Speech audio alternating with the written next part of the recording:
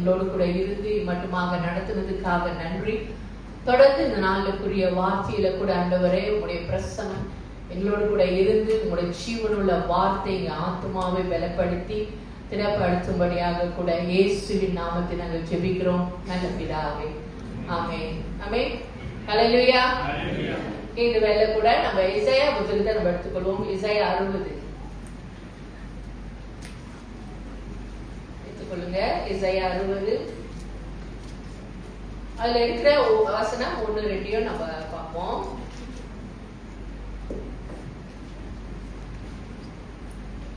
எழும்பி பிரகாசி, உன் ஒளி வந்தது, கர்த்தருடைய மகிமை உன்மேல் உதித்தது. இதோ இருள் பூமியையும் காரிருள் ஜனங்களையும் மூடும், ஆனாலும் உன்மேல் கர்த்தர் உதிப்பார், அவருடைய மகிமை உன்மேல் காணப்படும். ஓகே, இந்த வசனம் நம்ம எப்போதுமே அதிகமா பார்க்கிற ஒரு வசனம். எழும்பி பிரகாசி. ஆமென். நீங்க எப்போதுமே நீங்க ஜெபத்துல கூட இந்த வார்த்தையை சொல்லுவீங்க. எழும்பி பிரகாசி, உன் ஒளி வந்தது, கர்த்தருடைய மகிமை உன்மேல் உதித்தது என்று. எழும்பி பிரகாசிக்குனா இப்ப நம்ம யாரு எழும்ப சொல்லுவோம் சொல்லுங்க? யாரு நம்ம எழும்ப சொல்லுவோம்?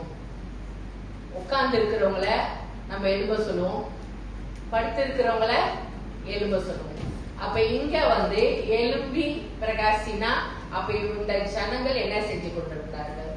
நீங்க பாத்தீங்கன்னா இந்த இஸ்ரவேல் ஜனங்கள் இது ஒரு தீர்க்க தரிசனம். இந்த இஸ்ரவேல் ஜனங்கள் நீங்க பாத்தீங்கன்னா அந்த நாட்களில மன சோர்வுனாலையும் மன உளைச்சல்னாலையும் அவங்க பல சவால்களை இந்த காலகட்டத்துல சந்தித்து கொண்டிருந்தாங்க, பல சோர்வான காரியத்துல. அப்ப இந்த காலகட்டத்துலதான் ஸ்லைட் இருக்கா? ஓகே, இந்த காலகட்டத்துலதான் இந்த வார்த்தையை இசையா தீர்க்கதரிசி இந்த வார்த்தையை சொல்றாரு, எழும்பி பிரகாசிக்க.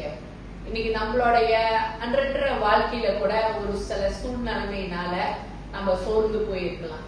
இன்னைக்கு உள்ள காலகட்டத்துல கூட நம்மளோட சவால் என்ன மாதிரி சவாலா இருக்கும்? அநேக முறை நம்மளுடைய ஏதாவது நோய் தாக்குனுச்சுன்னா அது அப்படியே நம்மள சோர்வுக்குள்ள கொண்டு வந்துடும். என்னன்னா, இந்த நோயினால நான் இறந்து போயிருவோமா, இந்த நோயினால நான் எழும்ப முடியாம போயிருமா, இந்த நோய் நம்ம வாழ்க்கையில வரனால நம்ம செய்ய வேண்டிய கடமை எல்லாம் செய்ய முடியாம போயிருமான்னு அது ஒரு விதமான ஒரு சோர்வு நம்ம வாழ்க்கைய நம்மள அப்படியே டவுன் ஆக்கி விட்டுரும். ஒரு சில வேலையில நம்ம ஏதாவது பண பிரச்சனை, பொருளாதாரம். பொருளாதாரம் நம்ம வாழ்க்கையில நெருக்கடி வரும்போது பணம் நம்மளுக்கு எல்லாத்துக்குமே அன்றன்ற உள்ள வாழ்க்கைக்கு தேவையா இல்லையா? காசு தேவையா இல்லையா? எல்லாத்துக்குமே நம்மளுக்கு தேவை. எதுக்கு தேவை? எல்லா காரியத்துக்கும். நம்மள சாப்பிட்ற காரியமா இருந்தாலும் சரி, நம்ம பிரயாணம் பண்ணுகிற காரியமா, எங்க போனாலும் நம்ம வாழ்க்கையில பொருளாதாரம் தேவை. அப்ப இன்னைக்கு ஆண்டவர் என்ன சொல்றாருன்னா, எல்லா சூழ்நிலையில இருந்தும் நம்மள எழும்ப சொல்றாரு. எல்லா சூழ்நிலையுமே நம்மளுக்கு சாதகமா இல்லாம தான் இருக்கும். இன்னைக்கு நம்மளுக்கு எதுவுமே செய்ய மூட்டு இருக்காது, ஆமாவா இல்லையா? சில நேரம் நம்மளுக்கு எதுவுமே சரியா இல்லாட்டினா நம்ம எந்திரிக்கணும், செய்யணும், ஒரு சில காரியங்களை செஞ்சு முடிக்கணும்னு கூட வராம அப்படியே நம்மள அப்படியே சோர்வுக்குள்ள நம்மள அப்படியே டவுன் ஆக்கி உட்கார வச்சிரும்.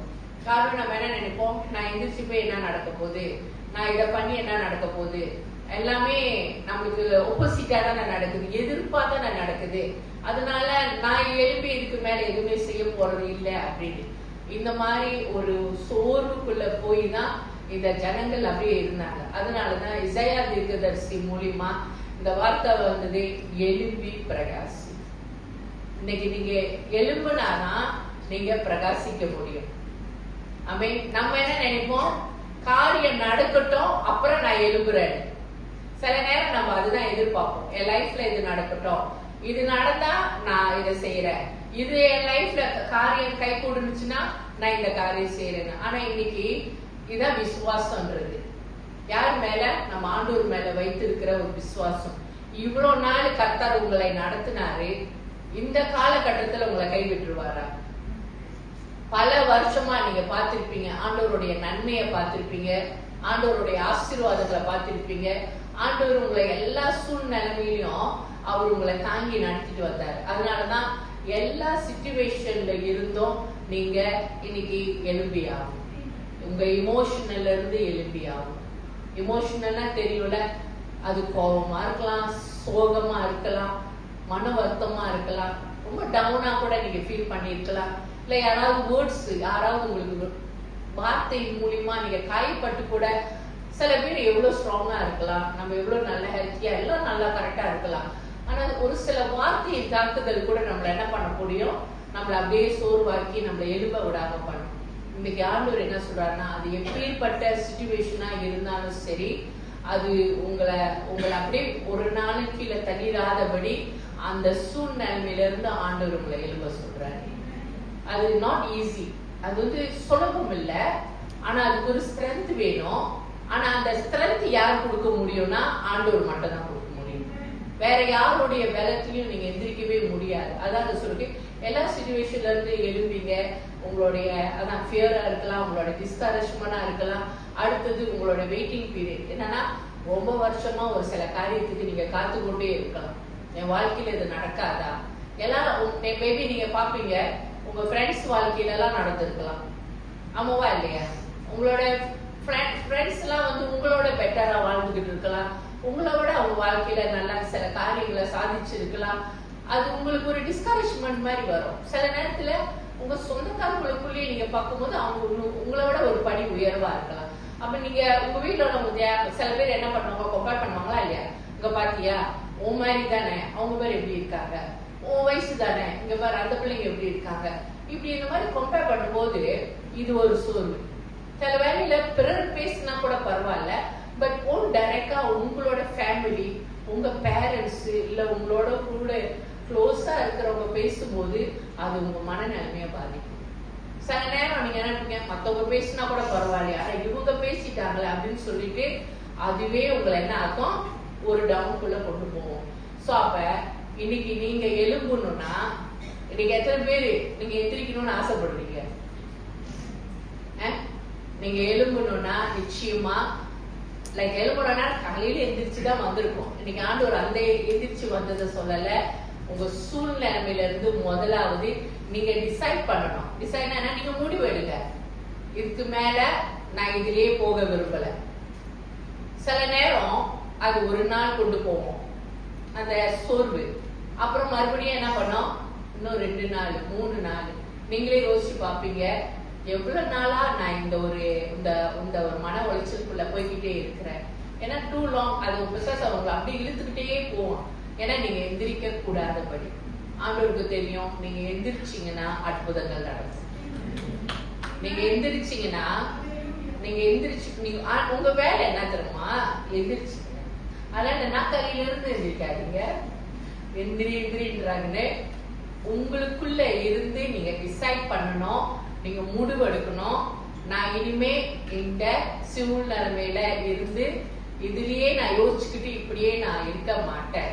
அது ஒரு கண்டாமினேஷனா கூட இருக்கலாம். கண்டாமினேஷன் என்ன, உங்களை ஒரு ஆள் எதையாவது சொல்லி உங்களை டவுன் ஆக்கிக்கிட்டு கூட இருக்கலாம். இன்னைக்கு நீங்க அதெல்லாத்தையும் தூக்கி போடணும். எல்லாத்தையும் தூக்கி போடணும். அது எந்த வேர்டா இருக்கலாம், எந்த சூழ்நிலைமையா இருக்கலாம். இல்ல உங்களை பத்தி பேசுறாங்களா, உங்க பிள்ளைங்களை பத்தி பேசுறாங்களா, அது உங்க இமோஷனல ரொம்ப பாதிக்குதா? இன்னைக்கு என்னவா இருந்தாலும் சரி, இன்னைக்கு அதுதான் எசையால நம்ம எப்போ சொல்லுவோம், எழும்பி பிரகாசி. அதோட வெயிட் தெரியாம சொல்லிட்டு இருந்திருக்கலாம். ஆனா உண்மையான சூழ்நிலைமை என்னன்னா, அவங்க ரொம்ப டிஸ்கரேஜ்மெண்ட்ல இருந்தாங்க, ரொம்ப சோகத்துல, ரொம்ப அழுத்தத்துல, இன்னைக்கு கிவ் அப் பண்ண ஸ்டேஜ்ல இவங்க இருந்தாங்க. அதனாலதான் ஆண்டவர் சொல்றாரு, எலும்பு. இன்னைக்கு நீங்க கிவ் அப் பண்ண ஸ்டேஜ்ல ஏதாவது வந்து உட்கார்ந்துருக்கீங்களா? நான் எல்லாத்தையும் விட்டுட்டேன், எனக்கு இதுக்கு மேல நம்பிக்கை இல்லை, எனக்கு இதுக்கு மேல எனக்கு ஹோப் இல்லை, இதுக்கு மேல எனக்கு என் லைஃப்ல ஒரு நல்லது நடக்கும் நான் நினைக்கல, எல்லாமே நெகட்டிவா தான் நடக்கும், நான் எது கால் எடுத்து வச்சாலும் அது எதுவுமே எனக்கு நல்லதாவே வர மாட்டுது, அது வந்து ஏதாவது நான் ஒரு படி எடுத்து வச்சுன்னா பல படி கீழே கிடக்குறேன், திருப்பி ஏறணும்னு நினைக்கிறேன் திரும்ப. இதெல்லாமே நம்ம லைஃப்ல சந்திக்கிற டிஸ்கரேஜ்மெண்ட். இன்னைக்கு ஆண்டவர் சொல்றாரு, இன்னும் ஒரு சான்ஸ் கொடுத்து எந்திரிச்சிருக்கிறாரு. நீங்க இதுக்கு முன்னுக்கு வந்து உங்க சொந்த பலத்துல எந்திரிச்சிருக்கலாம், உங்க சொந்த திறமையில எந்திரிச்சிருக்கலாம், இல்ல ஏதோ ஒரு சப்போர்ட்னால நீங்க எந்திரிச்சிருக்கலாம். ஆனா இன்னைக்கு எல்லாமே உங்களை கிவ் அப் பண்ணி திரும்ப கீழே வந்து விழுந்திருக்கலாம். இன்னைக்கு ஆண்டவர் சொல்றாரு, நீங்க தான் சொல்லணும், ஆண்டவரே நான் யாரையும் நம்பல, யாருடைய வார்த்தையும் நான் நம்பல, யாரு மேல சார்ந்திருக்கவும் நான் விரும்பல, நான் உங்களை சார்ந்திருந்து உங்களோட வார்த்தையை நம்பி நான் எழுப்புறேன்னு சொல்லி நீங்க எந்திரிச்சே ஆகும். அது உங்க சிக்னஸா இருக்கலாம், நெக்ஸ்ட் லைஃப் நம்ம போமா, அது உங்க சிக்னஸா இருக்கலாம், அல்லது உங்களோட டிஸ்கரேஜ்மெண்டா இருக்கலாம், உங்களோட எதிர்பார்ப்பு. நீங்க ரொம்ப ஹோப் பண்ணி இருப்பீங்க, திடீர்னு கிடைக்காம போகும்போது அது ஒரு ஏமாற்றம் தானே. ஏன்னா உங்களை ஒரு ஆள் பிட்ரே பண்ண மாதிரி இருக்கும். பிட்ரேனா உங்களை ஒரு ஆள் வந்து என்ன, உங்களுக்கு ஒரு துரோகம் பண்ண மாதிரி இருக்கும். அந்த துரோகம் கூட என்ன தெரியுமா, சில வேலையில உங்களை அப்படியே சாச்சிடும், உங்களை அப்படியே டவுன் ஆக்கி விட்டுரும். சோ இன்னைக்கு இசையா அந்த 2வது வசனத்தை வாசிங்க. டார்க்னஸ் இல்ல தமிழ்ல வாசி. இதோ இருள் பூமியையும் காரிருள் ஜனங்களையும் மூடும், ஆனாலும் உன்மேல் கர்த்தர் உதிப்பார். ஓகே, அந்த ஸ்லைட்லயே வச்சிருங்க. என்னன்னா பூமி இந்த சூழ்நிலைமை நீங்க பாத்தீங்கன்னா எல்லாமே நீங்க சொல்றது எல்லாமே லாஜிக்கா தான் இருக்கும். சோ அப்ப என்னன்னா இருள் காரிருள் வந்து இந்த பூமியை மூடும். டார்க்னஸ் பத்தி நீங்க பாத்தீங்கன்னா நீங்க வந்து நம்ம சில நேரம் நம்மளோட ப்ராப்ளம் பத்தி நம்ம சில நேரம் சொல்லும் போதோ நம்ம கோ த்ரூ பண்ணும்போது நம்ம என்ன நினைப்போம்னா, மத்தவங்களுக்கு எப்படி என் சூழ்நிலைமை புரியும், அவங்க பாட்டுக்கு சொல்லுவாங்க, ஆனா என்னுடைய சூழ்நிலைமை எனக்கு தானே தெரியும், நான் கோ த்ரூ பண்றது எனக்கு தானே தெரியும், நான் போற வேதனை எனக்கு தானே தெரியும், மத்தவங்க வந்து சொல்லுவாங்க, ஆனா என்னுடைய சொல்லுவோம் நிறைய என்ன சொல்லுவோம், என் ஷூல மத்தவங்க இருந்தா தானே தெரியும். கண்டிப்பா உங்க ஷூல வேற யாரும் நிக்க முடியாது. ஆனாலும் இன்னைக்கு உங்க கூட பக்கத்துல உள்ளவங்களுக்கு அது விளங்காம இருக்கலாம். சம்டைம்ஸ் உங்க பேரண்ட்ஸ் கூட உங்களை புரிஞ்சுக்காம இருக்கலாம். ஏன்னா நம்மள 100% வந்து யாராலையுமே அண்டர்ஸ்டாண்ட் பண்ண முடியாது. 100% வந்து உங்க கூட எவ்வளவு க்ளோஸா இருக்கிற கணவனா இருக்கலாம், மனைவியா இருக்கலாம், பிள்ளைங்களா இருக்கலாம், ஆனா நீங்க கோ த்ரூ பண்ற காரியம் இருக்கு தெரியுமா, ஒரு சில காரியம் இமோஷனலாவும் சில நேரம் நீங்க அதை எக்ஸ்பிரஸ் பண்ணணும்னு நினைப்பீங்க.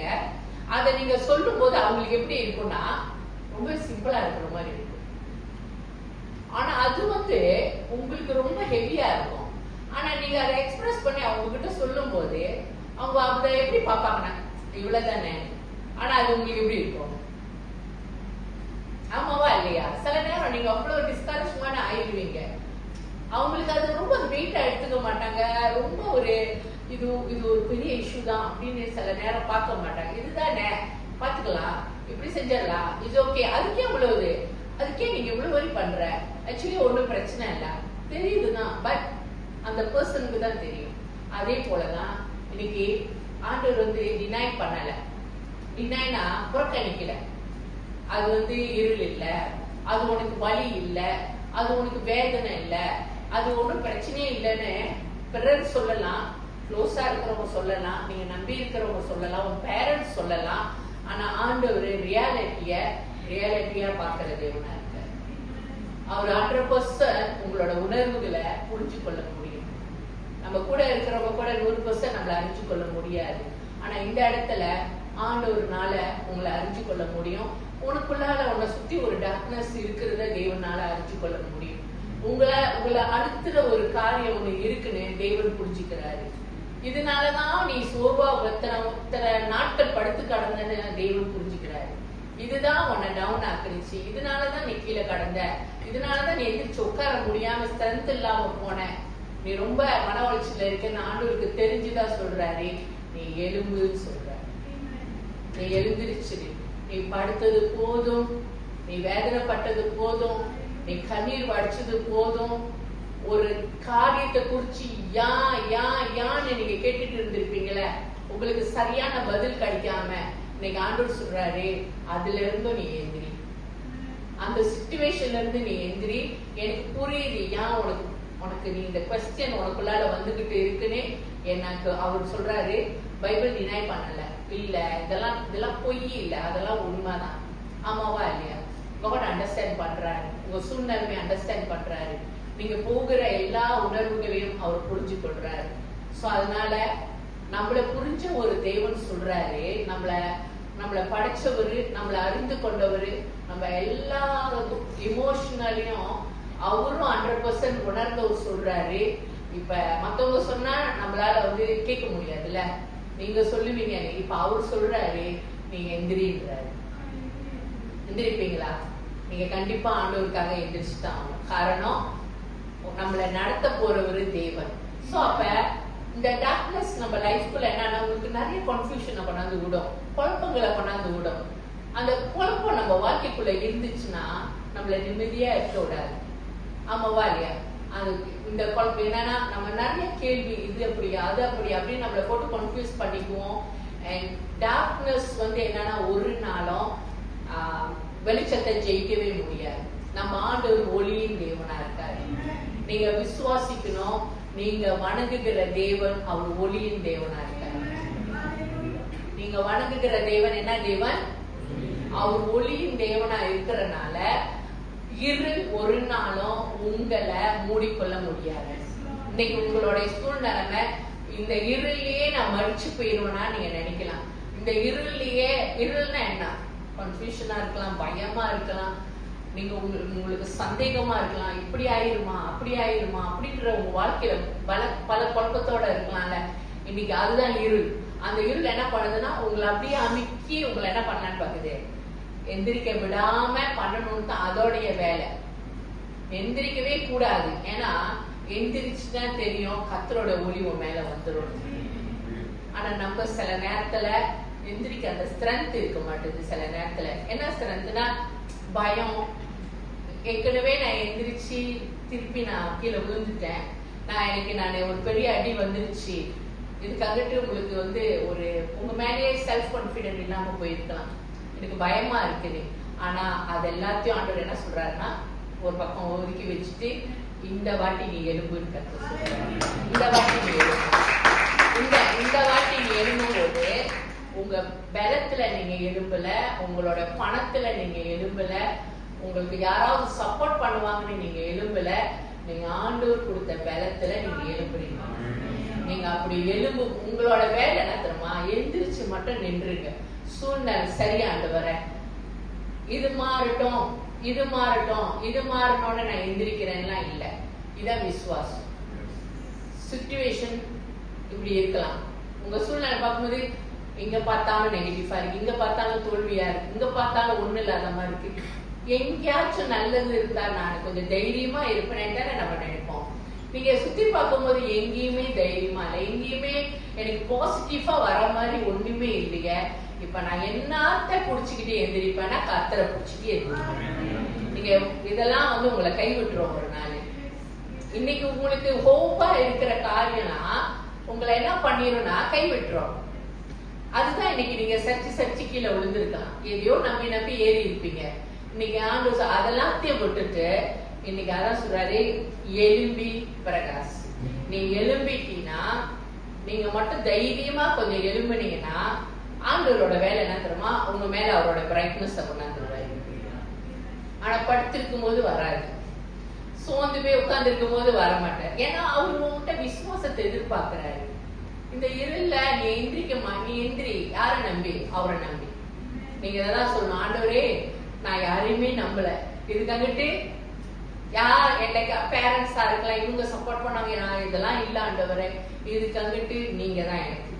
நான் உங்களை மட்டும் நம்பி, உங்க வசனத்தை நம்பி இந்த சூழ்நிலைமையில இருந்து கொஞ்சம் இருக்கிற ஸ்ட்ரென்த்ல நான் என்ன பண்ண போறேன்? நான் எழும்பிடுறேன். இதுக்காகட்டு நீங்க பாத்துக்கோங்க. அவ்வளவுதான்.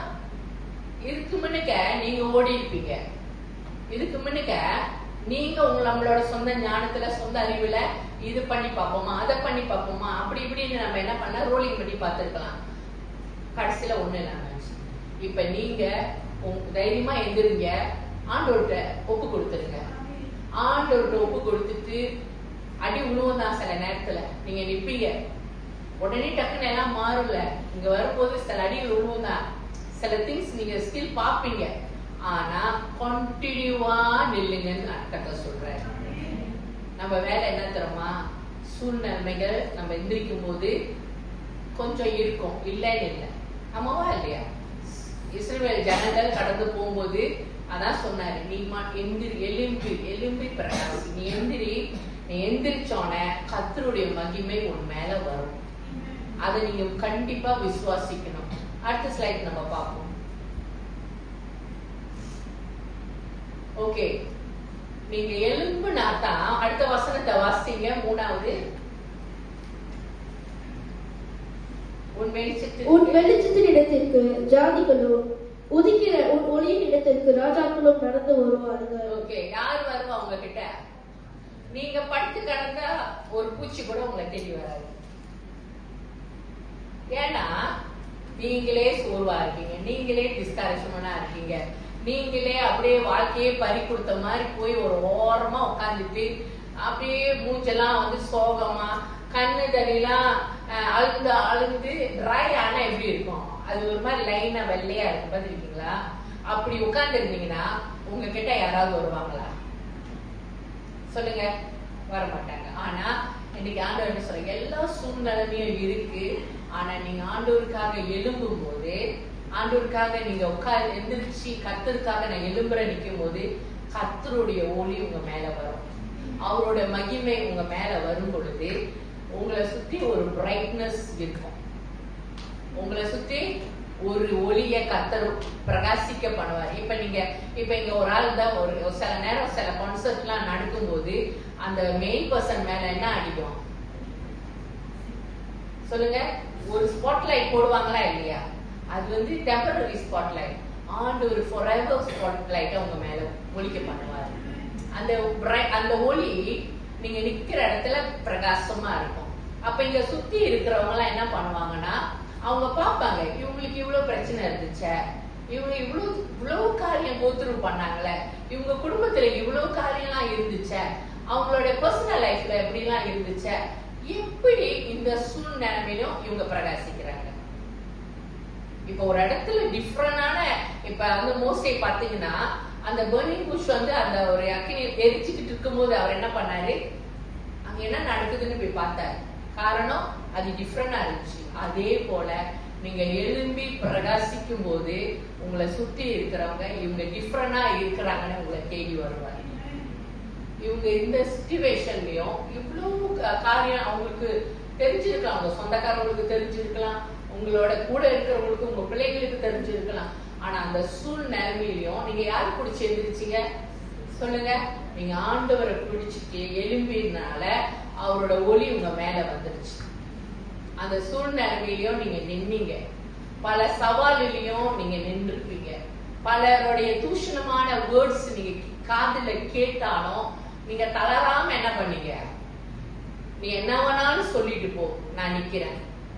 நீ என்ன பழி சொல்றியா? பரவாயில்ல, நான் நிக்கிறேன். நீ வந்து என் மேல வந்து எந்த குறை சொல்ல போறியா? பரவாயில்ல, சொல்லிட்டு போ, ஆனாலும் நான் நிக்கிறேன். அதெல்லாம் கொஞ்சம் காலகட்டம் தான்.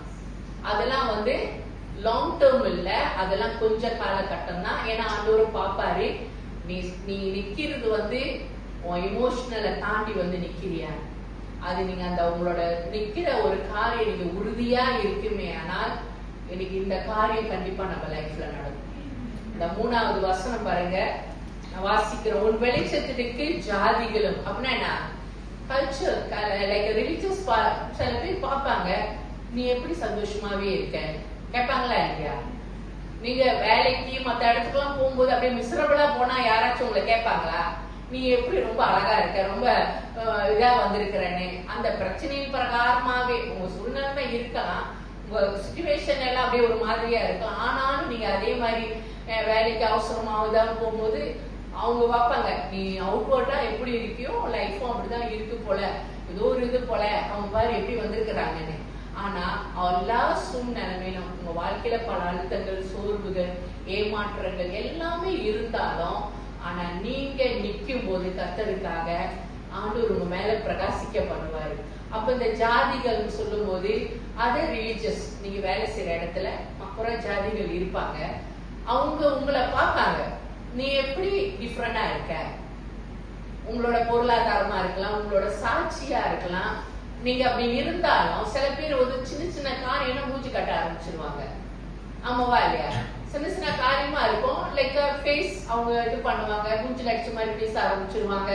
அப்ப உங்க வாழ்க்கையில கர்த்தர் இருக்கும்போது, கர்த்தரோட ஒளி இருக்கும்போது, அவருடைய அன்பு உங்க லைஃப்ல இருக்கும்போது காரியங்கள் நடக்கும். ஆனாலும் நீங்க ஆண்டவருக்காக வாழும்போது, அவரோட ஒளி உங்களுக்குள்ளாக இருக்கும்போது, பீப்பிள் உங்களை பார்த்து ஆச்சரியத்தோட கேட்பாங்க, நீ எப்படி டிஃபரெண்டா இருக்க, உனக்கு இவ்வளவு தோல்வியா இருக்கு, இவ்வளவு கஷ்டத்துல நீ கடந்து போற, இவ்வளவு பேர் நீ பகையா இருக்கிற மாதிரி இருக்கு, ஆனாலும் நீ எப்படி டிஃபரெண்டா இருக்கிற அப்படின்னு சொல்லும் போது, நீங்க உங்களுக்கு அப்போ ஒரு வாய்ப்பு கிடைக்குமா கிடைக்காதா நம்ம ஆண்டவரை பத்தி சொல்ல?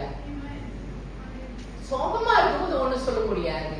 அந்த சூழ்நிலைமையிலும் நீங்க வெலனா இருக்கும்போது, நீங்க உற்சாகமா இருக்கும்போது, காரியங்கள் என்னதான் நடந்தாலும் தோல்வி போல இருந்தாலும் நான் ஆண்டவருக்காக நிக்கும் போது அவரு என் மேல பிரகாசிக்க ஒரு நாளும் பாருங்க. ஆண்டவரை நோக்கி பார்க்கிறவங்க முகம் எப்படி இருக்குமா? பிரகாசமா இருக்கும். அவங்க ஒரு நாளும் வெக்கப்பட்டு போக மாட்டாங்க. நீங்க அதுதான் நினைக்கணும். இன்னைக்கு நீங்க வெக்கப்பட்டு நிக்கிறது போல இருக்கலாம் ஏதோ ஒரு சூழ்நிலைமையில, ஆனா நீங்க அவரை கண்டினியூவா நீங்க நோக்கி பார்க்கும்போது உங்களோட வெக்கத்தை கர்த்தர் மாத்தி போடுவாரு. அவர் உங்களோட முகத்தை பிரகாசிக்க பண்ணுவாரு. காரணம், நம்ம நம்பி இருக்கிறது உலகத்துடைய வெளிச்சம் இல்ல, அவருடைய ஒளி. அவரோட ஒளியில நீங்க டிபெண்ட் பண்ணி இருக்கிறனால நீங்க பாட்டுக்கு உங்களோட இடத்திலேயே நில்லுங்க. உங்க லைட்டை தூக்கிட்டு நீங்க ஓட வேண்டிய அவசியமே இல்ல. உங்க பிரைட்னஸ்க்கு பீப்பிள் உங்களை தேடி வருவாங்க.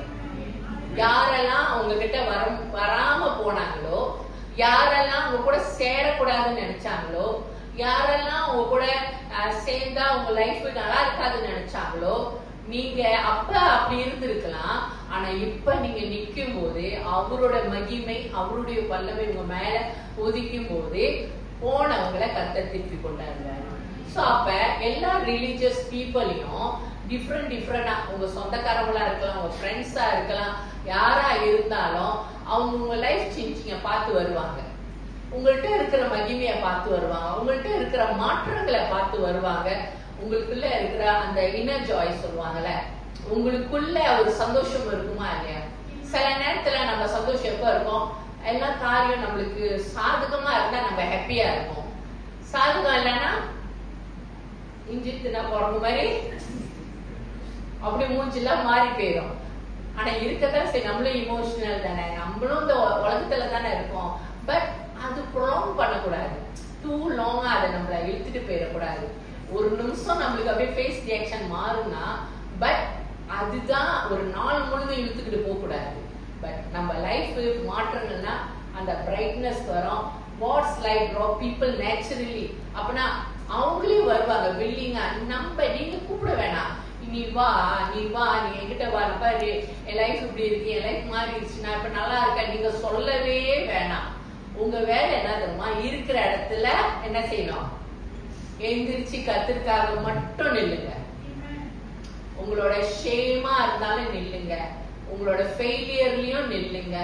உங்களுக்கு ஒரு அவமானமா உங்களை ரிஜெக்ட் பண்ணி உங்களை நிக்லெக்ட் பண்றாங்களா, பரவாயில்ல.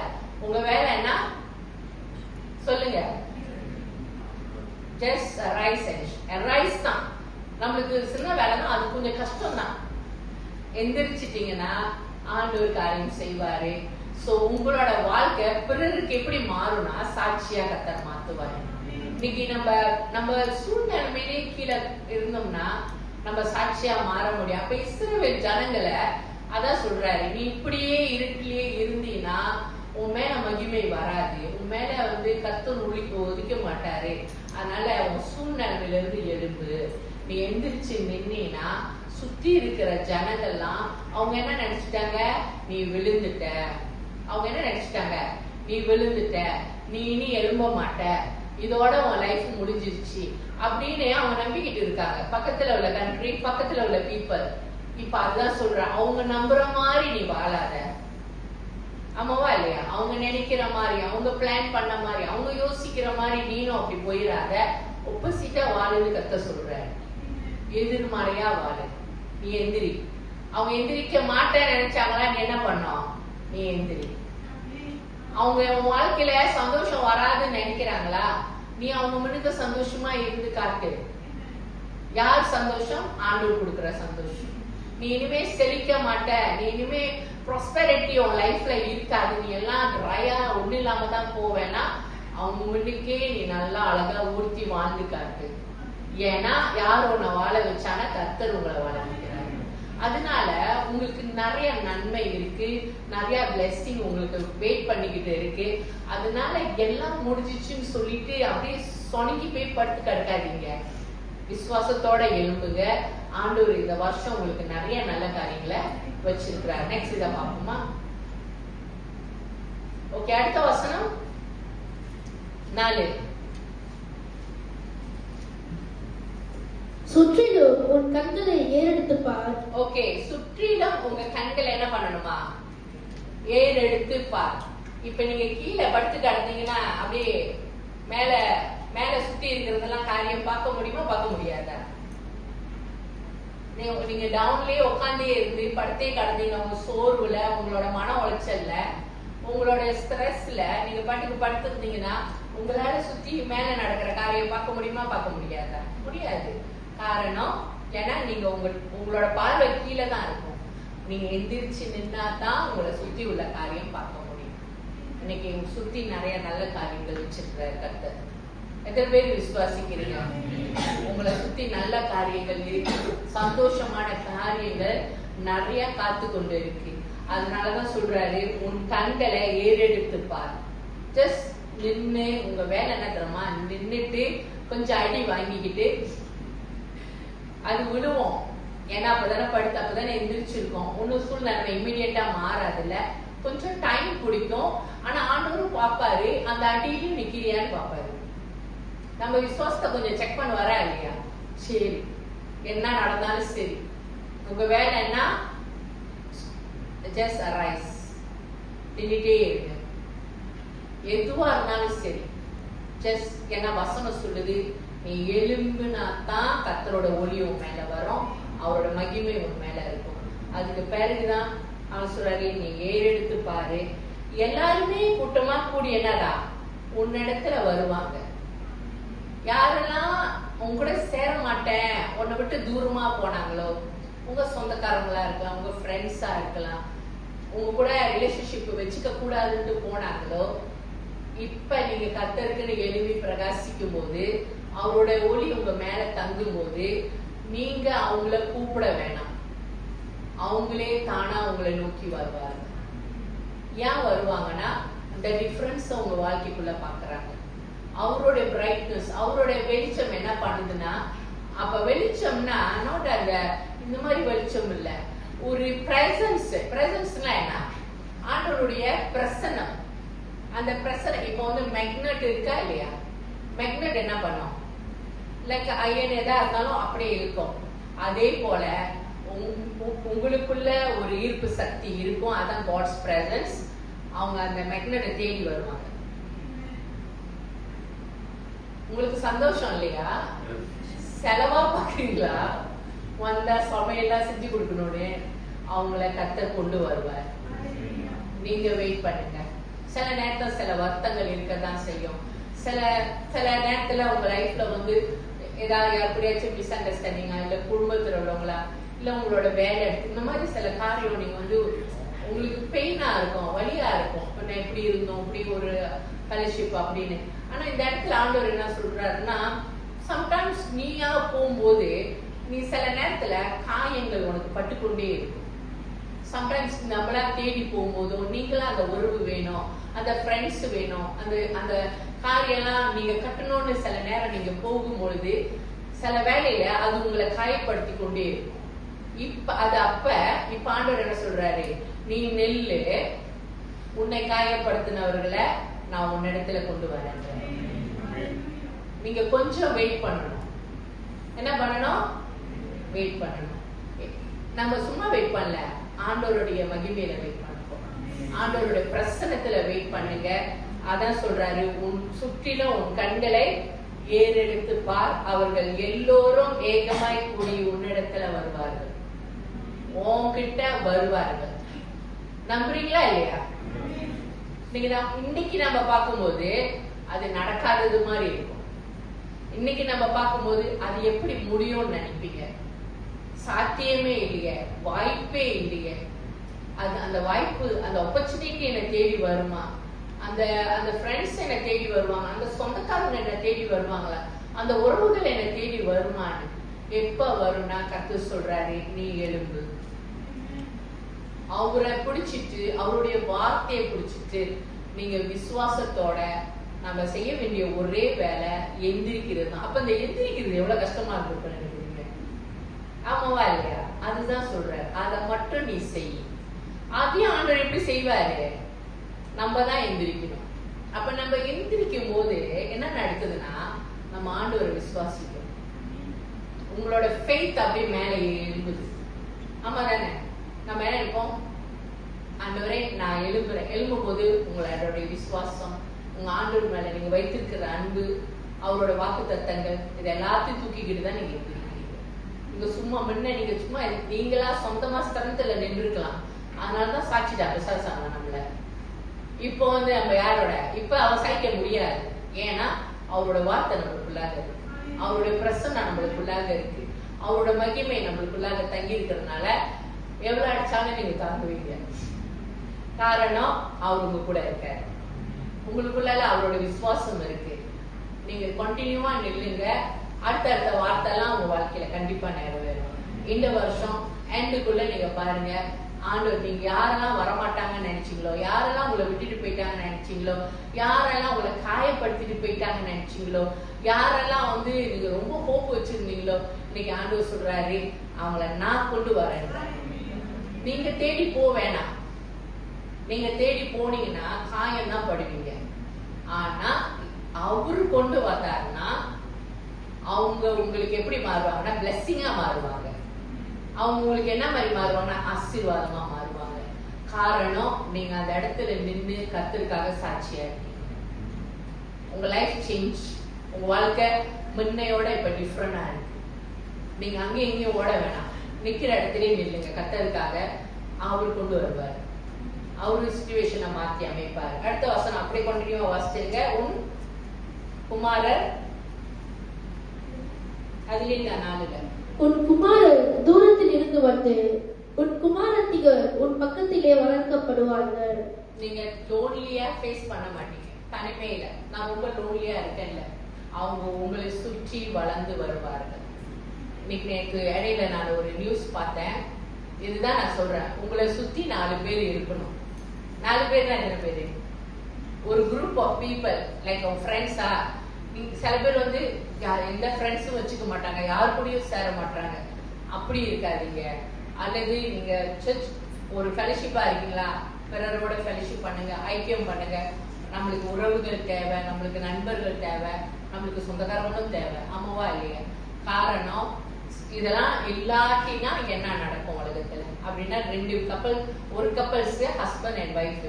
அவருக்கு ஏஜ் ஆச்சு, ஒய்ஃப்க்கும் இதாச்சு, சொந்தக்காரங்க பக்கத்துல இல்ல, ரிலேஷன் பக்கத்துல இல்ல, பிள்ளைங்க ஓவர்சீஸ். சோ அப்ப அவங்க அப்படியே லோன்லினஸ் நாளுக்கு நாள் கடந்து போய் தனிமை இருக்குல்ல, தனிமையை கடந்து போய் அவங்களுக்குள்ளால என்ன வந்துருச்சு, இப்ப நம்மள யாரு பாப்பா, காசுக்கெல்லாம் பஞ்சம் இல்ல.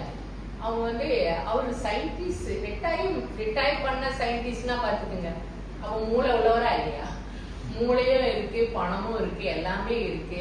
ஆனா என்ன இல்லைன்னா, அத சொல்லல, கர்த்தரோட ஒளி இருந்துச்சுன்னா உனக்குள்ளாக சந்தோஷம், உங்களுக்குள்ளாக அந்த மகிமை இருக்கும். உங்க கூட எப்போதுமே பீப்புள் அட்டாச்சாவே இருப்பாங்க. ஏன்னா காட்ஸ் பிரசன்ஸ் உங்களோட இருக்கு.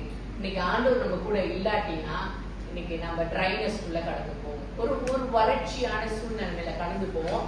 அவர் அப்படியே அந்த வறட்சியை பார்த்து கடந்து போய் நெகட்டிவாவே யோசிச்சு என்ன செய்ய போறோம், என்ன பண்ண போறோம் அப்படின்ட்டு அவர் என்ன தெரியுமா பண்ணிட்டாரு, வைஃப் அவரு வெள்ளடியை செத்துடுவாருன்ட்டு அவர் என்ன பண்ணிட்டாரு, வைஃபை சவடிச்சிட்டாரு. மகன் கழுத்து நெரிச்சு என்ன பண்ணிட்டாரு, சவடிச்சிட்டாரு. யாரும் அவசரப்பட்டு எதுவும் பண்ணிடாதீங்க, அவரு சாவடிச்சுட்டு உட்காந்துட்டு அப்புறம் நெய்பர் எல்லாம் வந்துட்டாங்க. அப்புறம் அவரை இது பண்ணி இன்வெஸ்டிகேட் பண்ணி பார்க்கும்போது அவர் சொன்ன ஒரே பதில் என்ன தெரியுமா, நான் செத்துட்டேன்னா என் வைஃபை யாரு பாப்பா.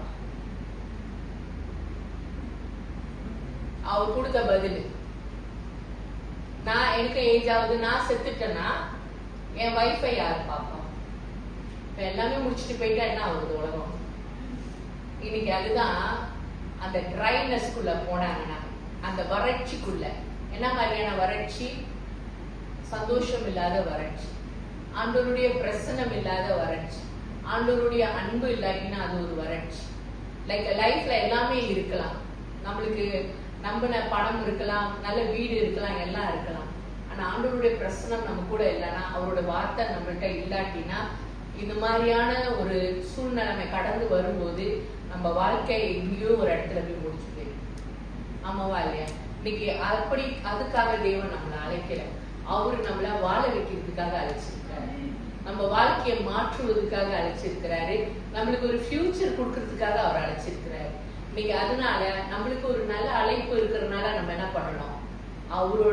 அவரை விசுவாசிச்சு அவருக்காக நம்ம எழும்பணும்னா நிச்சயமா கர்த்தர் நம்ம லைஃப்ல ஒரு பிரைட்னஸ்குள்ள நம்மளை கொண்டு போவாரு. அடுத்த இதை பார்த்துட்டு நம்ம முடிச்சிடுவோம். இந்த வெளி பார்க்க நல்லா இருக்கா? இதே ஒரு சூரியன் இந்த சன் உதிக்கலன்னா அந்த கடல் எப்படி இருக்கும்? சொல்லுங்க, அந்த கடல் எப்படி இருக்கும்? இருட்டா இருக்கும். நாங்க ஒரு வாட்டி க்ரூஸ்க்கு போனப்ப நாங்க அதான் பார்த்தோம். நம்மளோட இதுல இருந்து கடலை பார்க்கும்போது அப்படியே ஃபுல்லா இருட்டு, எதுவுமே தெரியல. ஆனா மார்னிங்ல அந்த சன்ரைஸ் பண்ணும்போது தான், அந்த சூரியன் ஒழுகும் போதுதான் அங்க நிறைய கப்பல்லாம் இருக்குன்னு தெரியும். இன்னைக்கு நம்ம வாழ்க்கையில ஆண்டவருடைய மகிமை நம்மளுக்குள்ள இல்லாட்டினா நம்ம அங்க இருப்போம், ஆனா இருள தான். வெளிச்சம் வந்தாதான் உங்க வாழ்க்கை இருக்குன்னு பிறருக்கு தெரியும். ஆனா அங்க நிறைய கப்பல்லாம் அப்படியே அங்கங்க நின்றுகிட்டு தான் இருந்துச்சு, அந்த இருள்ல எதுவுமே தெரியல.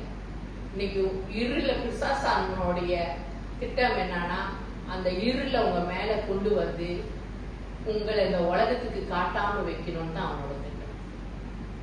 உங்க வாழ்க்கை, உங்களோட ஃபியூச்சர் பிரகாசமா இல்லாதபடி உங்களை இல்லாம ஆக்கணும்னு அவனோட திட்டம். ஆனா ஆண்டவருடைய திட்டம் உங்க மேல அவருடைய ஒளிய பிரகாசிக்க பண்ணணும். உங்க பக்கத்துல உள்ளவங்க, உங்க சொந்தக்காரவங்க, உங்களை சுத்தி இருக்கிறவங்க, நீங்க இருக்கிறீங்கன்னு அவங்க பார்க்கணும். யாருக்காக இருக்கிறீங்க? கர்த்தருக்காக இருக்கிறீங்க. சோ இந்த வேலையில நம்ம ஒப்பு கொடுப்போமாக. இன்னைக்கு என்ன சூழ்நிலை? இந்த இயர் ஆரம்பிச்சு ஒரு 2வது மாதத்துக்குள்ள நம்ம வந்திருக்கிறோம். பிப்ரவரி வந்திருக்கிறோம். இன்னும் மார்ச்ல இருந்து இன்னும் டிசம்பர் வரைக்கும் நீங்க யோசிக்கலாம், இந்த 2 மாசமே எனக்கு அப்படியே ரொம்ப ஸ்ட்ரெஸ்ஸா இருக்கிற மாதிரி, ஒரே அழுத்தமா இருக்கு. என் லைஃப்ல ஒரு நல்லது நடக்குமா? ஒரு நல்ல காரியம் வருமா? ஒரு நல்ல வேலை கிடைக்குமா? ஒரு நல்ல செட்டில்மெண்ட்க்கு போகுமா? அப்படின்னு கூட ஜனவரி ஒரு அழுத்தமா இருக்கலாம், பிப்ரவரி ஒரு அழுத்தமா இருக்கலாம். ஆனா நீங்க விசுவாசிங்க, ஆண்டவரே நான் எந்திரிச்சு நின்றுடுறேன். நிறைய வாட்டி ஆண்டவர் சொல்லிட்டாரு, நீ எலும்பு எலும்பு எலும்பு. எதுல? உன் விசுவாசத்துல எலும்பு. இன்னைக்கு கர்த்தருக்காக நீ சொல்லுங்க, ஆண்டவரே சிச்சுவேஷன் பேட்டா தான் இருக்கு, சூழ்நிலைமை எனக்கு சாதகமா இல்லாம தான் இருக்கு, ஆனாலும் நீங்க சொன்ன ஒரே வார்த்தைக்காக என்னது, நான் எழும்புறேன், என்ன நீங்க வாழ வச்சிருங்கன்னு சொல்லுங்க. அவ்வளவுதான். அவர் உங்களை வாழ வைக்கிற தெய்வமா இருக்காரு. ஆமே.